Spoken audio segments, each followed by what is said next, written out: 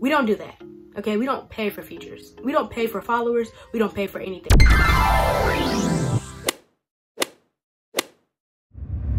Hello everybody, I'm Lauren Brown. I know everybody hates a long intro, so we're gonna get right into it. Today I'm gonna be telling you how to build your page and build your following if you wanna be an influencer. So a little bit of background just so I can have credibility.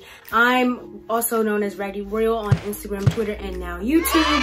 So I am in the beauty niche, but these rules will be applicable for any type of influencer. If you wanna be lifestyle, traveling, vlog, photography, art, any of the above. So let's just get into it. The first step to building your page is choosing your niche. Now, I'm not saying that you should say, okay, I'm gonna be a photography page, so I'm gonna be stuck to photography and I can't change it ever. But when you start your page and you start your following, it's gonna be easier if you have some sort of idea about what type of page you want to be.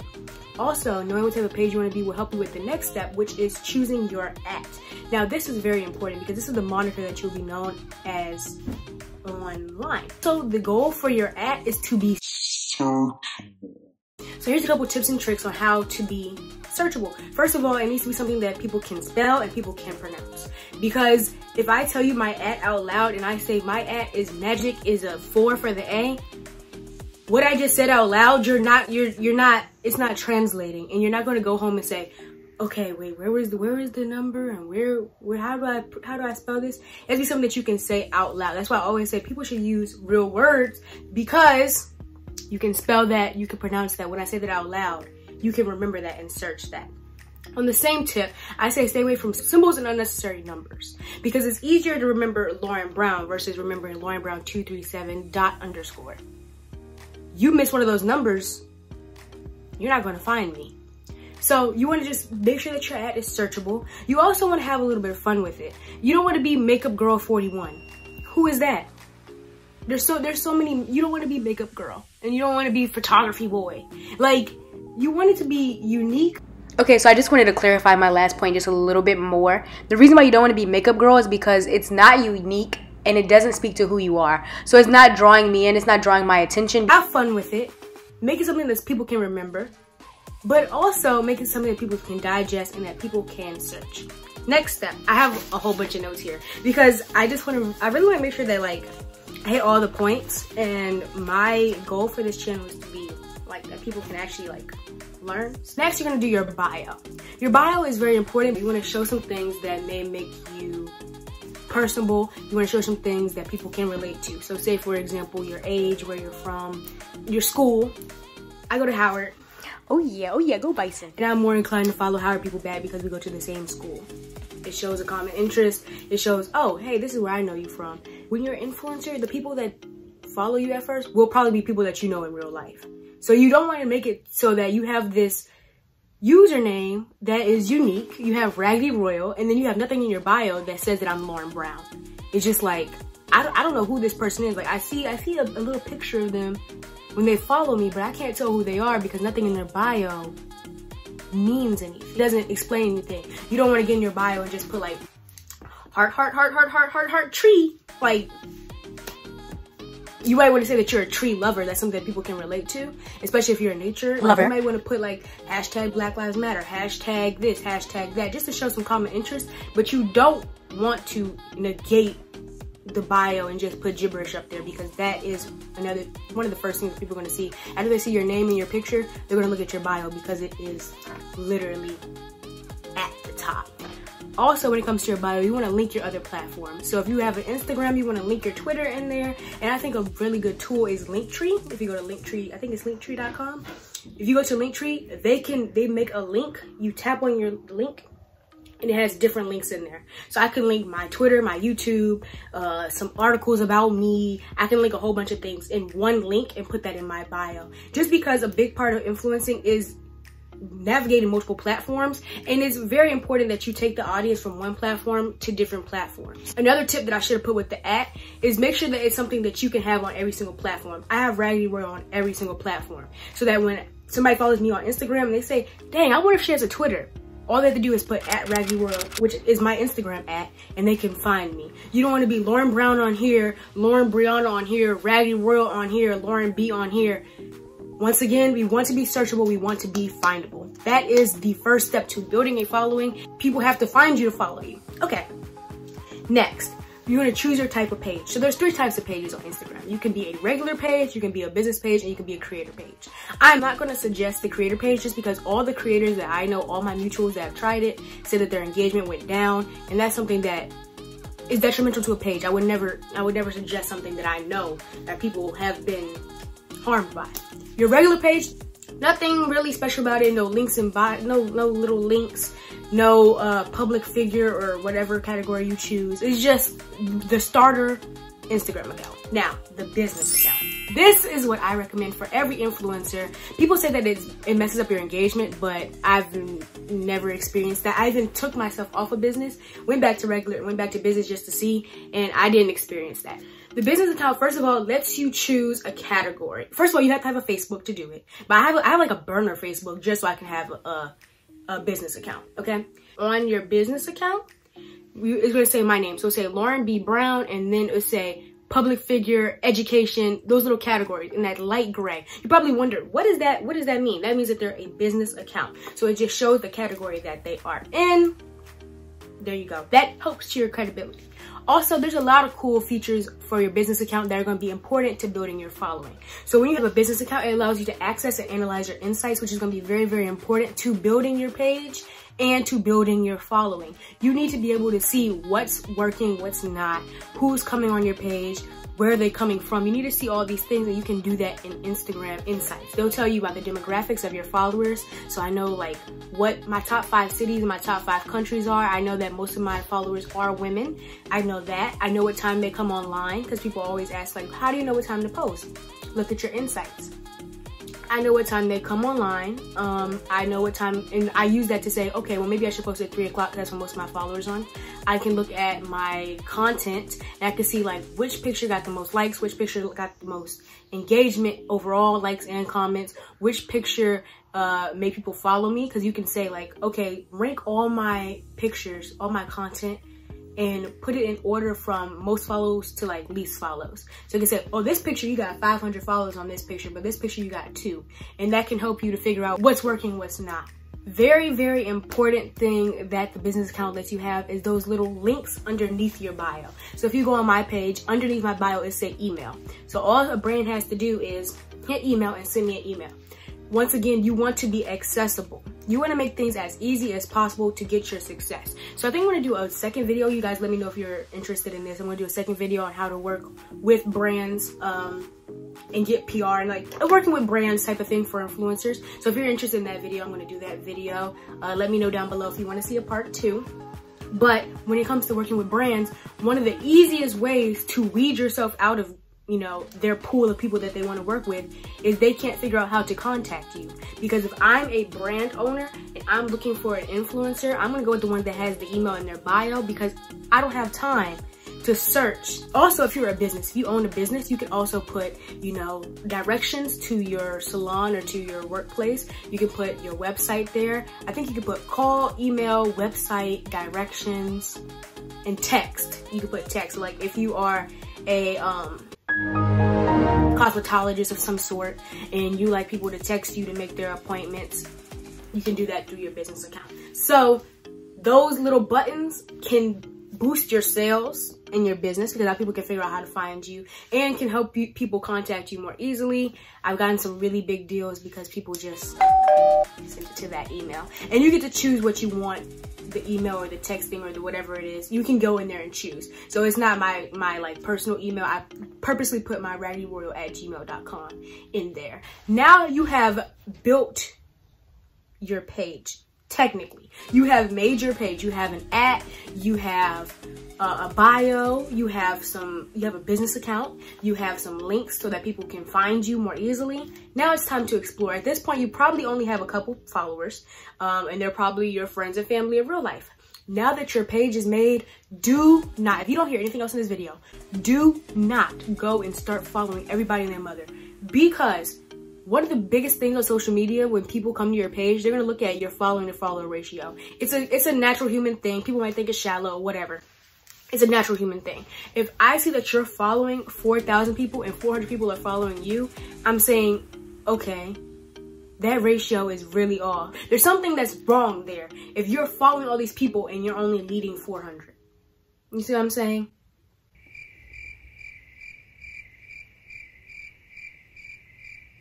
Are you seeing it? Okay. And that's how people think. You have about like less than 30 seconds to make, okay, I'm gonna follow them or I'm not gonna follow them. I am the friend who always has to help their friends unfollow people to get their ratio correct. Okay, and it's way easier to just not make a mistake than to fix a mistake. Because now you have to sit here and unfollow 400,000 people, and then they're going to text you and say, well, why'd you unfollow me? Why'd you unfollow me? How do you politely say I shouldn't have followed you in the first place? I'm sorry, I don't even know you. Like, just don't start out trying to follow everybody, because they're not going to follow you back. And if they do follow you back, it's still not going to be worth it. You're not going to like your timeline. It's going to be a mess. Now that you have, you know, your 20 followers and you're following like 10, because some of them are probably bots. That's just how Instagram works. You probably don't even know all 20 people. This is the time to explore. The best time to make mistakes is when you have a smaller audience. This is when you get to really just have fun. See what you like to do. See what you like to post. Because once a lot of people come on your page, it's nerve-wracking and it's way harder to come out of what you already started. You need to start studying your analytics a habit so that you can always keep up with how your content is performing and that you're not in the dark on your own page. Also, when you work with brands, they're going to ask you for your analytics. So, but that's going to be the second video. Big tip is that you always want to be mindful of your top 9. So your top 9 is when I come on your page, the top 9 photos that I see. And you're gonna make sure that's representative of you and your work. So if you say, you know, I really want to be a makeup page, okay?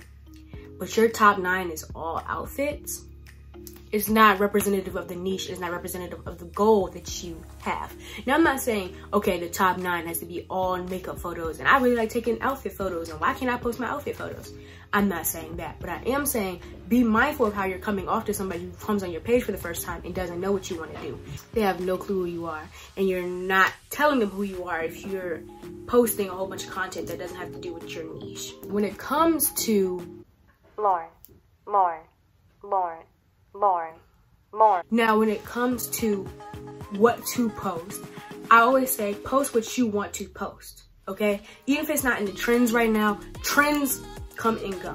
Post what you want to post. Also be mindful of your numbers. Numbers are not everything, but they do matter because you want to see that your art is performing well. You want to get brand deals. You want to be a top influencer. So of course numbers matter, but you're not going to be happy and it's going to feel like a super hard chore and a super hard job for you if you're not posting what you want to post, okay? I don't really like making videos. Videos is not my comfort spot. But when I post videos on Instagram, they usually do better. So what I do is I'm not going to say, okay, well, I don't really like making videos, so I'm going to make my whole Instagram now videos because that's what they want to see. That's going to make you resent your job. That's going to make you hateful. That's going to make you tired. You're going to burn out. So what I do is I sprinkle a couple videos here and there, but I still do the content that I like to do. And I take notes on the content that I want to do and how that performs. For example, I like to take pictures as opposed to videos. So I know that videos are going to do well, but I also need to see what's the top type of picture, okay? What angle do people want to see me from? What angle do people not like? Do they like grain? They don't really like black and white. They want to see me in color. That's how you figure out how to navigate, yes, numbers, but also passion, okay? So that's very important, your exploration. I just want to put that in there because a lot of people just say like, okay, follow your analytics. Follow your passion, but also study how your analytics affect your passion, okay? Now that you posted a little bit of things, you want to make sure that you add some highlights. Highlights are very cool, and I feel like if you use highlights correctly, they can really sell your page. So highlights are the little circles underneath your bio. So basically that people see those highlights before they see your actual static posts. Static posts are the posts that are, you know, that are permanent, that are staying there. You might want to show like who you are and what you do. You're posting pictures, but who are you? You can help bring some human to your page. So you might be a makeup page, but you might be really into political activism. You might want to make a highlight for that. Update your highlights. You want to update your bio. Do not cheat yourself by keeping the same bio for years and years and years. Things might have changed for you. You might have got a new accolade. I was voted Howard's favorite makeup artist.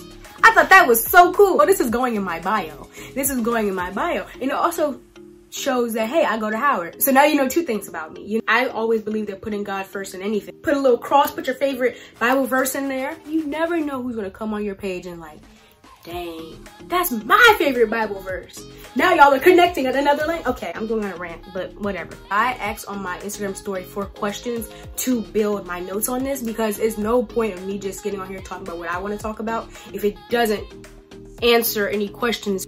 But one of the questions was, how do you know how often or when to post? So I already talked about knowing when to post by studying your analytics, but when it comes to how often, quality over quantity does not apply when it comes to social media. It does not apply. Your quality is important. Your quantity is equally important, because social media moves fast. If you've ever been on Twitter or Instagram, you know it moves fast. People talk about different things. New people come up, new people fall down.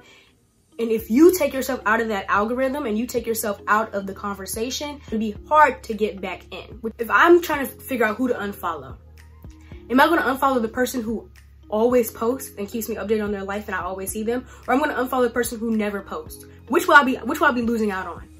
I'm not losing out on anything on this person. They don't post anyway. So I'm going to unfollow them, and that goes into retaining followers. You need to figure out what works for you, because you have to start out how you can hold out. If you start out posting every single day and you're like, wait a minute, I got a job, I got kids, I got a lot going on, I can't post every day. So then you just randomly start posting once a week, and then you're posting next week 5 times a week. That is inconsistent. It's too wishy-washy. Figure out what works for you and stay consistent. It might not be every day. It might be 3 times a week. It might be 2 times a week. Hi, Editing Lauren here. So I just wanted to note that you should be posting at least 3 to 5 times a week, because even if you can't make the time to make static posts and static content, which are the posts that stay on your page, you should at least be interacting with your followers on your story. The Instagram story is a great tool to use, so you can do the little questionnaire joints. You can do the thing that says like, you can do the little thing that's like A, B, C, D, the little questionnaire like that. You could ask people to ask you questions. You could ask them a specific thing like, hey, what's your zodiac sign? Get a conversation going like that. You can also do the polls. There's a lot of different things that you can do if you don't have time to necessarily make a static post that you feel proud of to post on your Instagram 3 to 5 times a week. But you should at least be active on Instagram, like really active, 5 times a week at least, because people need to know who you are. They need to remember you. Need to be making a statement in people's timeline in order for them to keep following you. Of course, retaining followers is the goal. Getting new followers is the goal. So you need to be active. So I know I'm saying like post what you're comfortable with, yes, but also like if I were to give you a number, you need to be posting at least 3 to 5 times a week, static and story posts combined. Back to the video. If you start that schedule, you start that rapport with not only your followers, but with yourself, it's easy to stay on track. It's easy to not burn out, and it's easy to feel comfortable and still have fun. Because it's like, maybe I can't post 5 days a week, but me trying to sit here and stress myself out, making myself post 5 days a week, 5 days a week, you know what's going to happen? Your quality of work is going to go down, because you're not really enjoying yourself. You're stressed out and you're overworking. So your makeup looks might be sloppier. Your photography, you might just post some things that aren't even edited. It's not necessarily what the next person is doing. So now that you have built your page, we're gonna go into building your following. My #1 piece of advice for building your following, and people never say this in their videos, in order to gain more followers, you need to appreciate and support the followers that you already have. How can you ask for more sheep when you have not proved to be a good shepherd? So how do you show appreciation to your followers? Answer your DMs. Answer your DMs.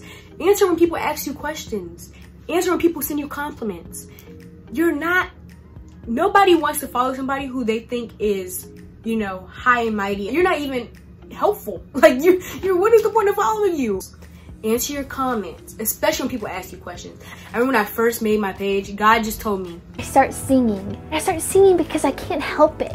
I can't help it. My God is so good. In the morning, He brings me word. And I remember this so distinctively. He was like, just reply to comments. And I was like, okay, whatever. But it shows that I'm paying attention, and it provides a sense of community. At least hit the comments that are asking you direct questions, because they are reaching out to you because they trust you that you're going to give them a good recommendation. You're going to answer how you did this. You're going to teach them something. This is more of like a beauty community thing, but when people recreate your looks, repost them. Repost them. You start when you have 20 followers, it'll become habit to you to reply when you have 20 million followers. Well, okay. At some point, you will have to stop. They're more inclined to keep following somebody they have a connection with, and they're more inclined to follow somebody who they see has a community already, who interacts with their followers. As important, if not more important, to retain the followers that you have than to gain new followers. Because, okay, you gained 500, but you lost 536. Now you're in the negative still. Don't let your page be a revolving door. And on that note, number 2. Social media. Be social. You cannot get on social media and say, okay, I'm just going to stay to myself and my followers. It doesn't even make any sense. Like, it doesn't even make any sort of sense. Network with sister pages. So what is a sister page? A sister page is something that I deem somebody in your same niche and at your same size. It's very important that y'all be in the same size because it can get kind of weird and cloud chasey, like when it comes to collaborations it's easier to make a friend that's at the exact same stage as you. Because if I have 50,000 plus followers and somebody has 5,000 plus followers, yeah, we could be friends, but we might not, you know, be able to share tips that are both, you know, helpful to both of our pages because we're in 2 different stages of our journey. It's also, they can help you when it comes to collaborations because you already know that their audience likes their work and you guys are in the same niche. So their audience must like makeup if they follow a makeup page, which means that I have a higher chance of them liking my work because it's makeup and they like makeup. A really big part of building your following is knowing your audience. If I'm a burger vendor and I'm going to a vegan festival to sell my burgers, but I don't know that they're vegans, I'm gonna be like, oh my God, people just don't like my burgers. No, that is not your audience. And the same thing happens for social media. People will go on pages that have nothing to do with their niche. I'm going on people's pages that have nothing to do with nothing to do with makeup. And I'm like, all right, let me network on here. They might not want to see makeup on their timeline. So it's very important that you be intentional with the collaborations that you do and with the people that you seek out, because you might be wasting time on people that just don't like what your niche is. If I'm giving a speech to racists, even if it's the best speech ever, I'm black, they don't like me, that's not my audience, okay? You collaborate with somebody who's in your sister page, you already know that their audience is linked with your audience because you're on the same niche, you're at the same size. So collaborate, engage with one another's posts. But what I will say is be wary of engagement pods. Those are inauthentic, okay? In multiple engagement pods, I like just making friends and networking genuinely way more because those last, you know, and you don't have to see anything on your timeline that you don't want to see just because people are entitled to you following them. Okay, let's talk about repost pages. Take advantage of repost pages. Every niche, there's repost pages for black girls with orange hair. Like, they get really, really specific and they also get really broad. So it might just be like black girls with natural hair. And then you have black girls with natural dyed hair. And then you have black girls with natural dyed braids. Like, they can get really specific and they can get really broad. So there is a repost page for whatever. So basically what repost pages are, they repost your content if they feel like it works with what they're doing. So for example, at undiscovered_MUAs, they're a makeup reposting page. So what they do is seek out to repost undiscovered makeup artists. So what they'll do is, it's basically like a scrapbook of undiscovered makeup artists, and you want to put yourself in that scrapbook. Why? Because their followings are bigger than yours. I think they have hundreds of thousands of followers, okay? Their following is bigger than yours, and what's most important, their audience is the same as yours, because if they're following an undiscovered makeup artist page, that means that they're looking for undiscovered makeup artists to follow. Nobody's gonna follow that page and hate makeup. So you want to get on these repost page, you want to use their hashtags. So usually they'll say like hashtag to be featured. Do not do Insta be you or anything that says you have to pay for a feature. We don't do that. Okay, we don't pay for features. We don't pay for followers. We don't pay for anything. We don't do anything inauthentic because it's gonna bite you in the ass at the end. 1, 2, it's not worth it and it's a scam.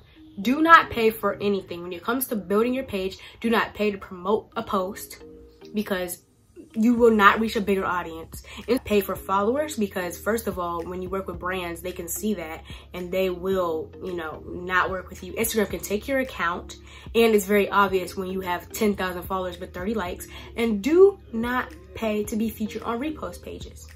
Don't do it.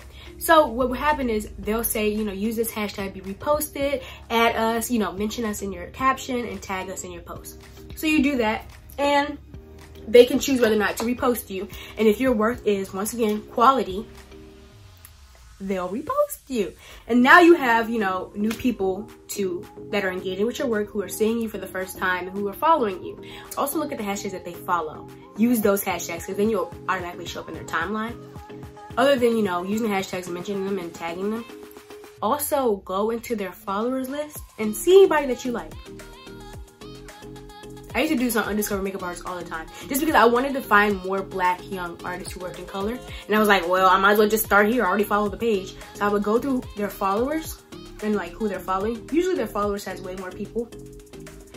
Look through their followers and pick people. And I say, I like her work. Let me spam her. When it comes to influencers, liking old pictures is not creepy. It is not weird. It is appreciated. It's like, wow, you saw my content from back in the day. You know, it didn't really get as many likes as I wanted it to, but somebody's appreciating it. Like, somebody saw it and they liked it. So spam their page. Comment some stuff. Like some posts, you know. Start to build a relationship with that person, even if it's just like, oh, wow, they just liked all my pictures, you know. Also, a lot of times what people will do is when you show them hella love, they'll screenshot that and they'll put it on their post, like their story, and they'll be like, Raggedy Royal just showed me hella love. Thank you so much.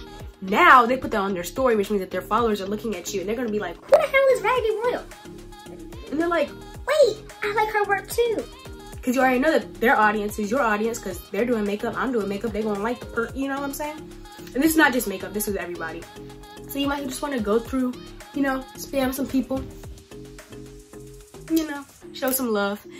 Hey guys, Lauren here. So I'm currently in the process of editing the video, and I look like I got in a fight and lost. But anyways, I totally wanted to mention that hashtags are also a great way to build your following, because it shows you to people that do not already follow you. That can get you on explore pages, that can get you in a lot of different people's eyes that you weren't in before. So utilizing hashtags, but what you want to do when you utilize hashtags is you want to study. You want to use a mixture of hashtags that are big, you know, 2-3 million posts, and also 200 to 2,000 posts per hashtag. So you want to research, you know, what hashtags are your favorite brands following, what hashtags are people in your niche using, and then you want to use different hashtags for every post, because if you use the same hashtags for every post, you're going to get shadow banned, which means that you're going to be taken out of the Instagram algorithm and they're going to stop showing your posts to your followers. So that is bad. So make sure, you know, you utilize hashtags, but also research the hashtags so you make the hashtags work for you. Hashtags are not taggy if you use them right. Hashtags like, you know, if I'm doing an eyeshadow look that's orange, hashtag orange eyeshadow, it's relevant. It's only tacky if you put things like hashtag Cardi B, hashtag chicken wing, and it has nothing to do with what you're, you know, what you're advertising, what you're showing. That is tacky. That is broke. That is bad. Don't do that. But use hashtags that, you know, are relevant and make them work for you. So that's it. Hashtags are not thirsty, and I used to think that they were, but in influencing, they're a tool. If you made it to the end of this video, thank you so much. So if you like this video, please give it a thumbs up and subscribe to see more content like this. Once again, let me know if you want to see the second video about brands. Comments are for engagement, but comments also help like show like what you want to see. I'm new to this whole YouTube thing, so I have ideas for videos, but I'm not sure if like people want to see them. And just once again, like I told you, analyzing your insights, analyzing what people are telling you, what your supporters and what your followers are telling you they want to see, that goes a long way. So let me know what you guys want to see. It might not even just be the part 2, but any other video that you want to see, just give me some ideas. And yeah, if you have any other questions, be sure to put them down in the comments below, or follow me and DM me on Instagram and Twitter at Raggedy Royal. I'm always there to answer and help as best as I can. And yeah, happy influencing.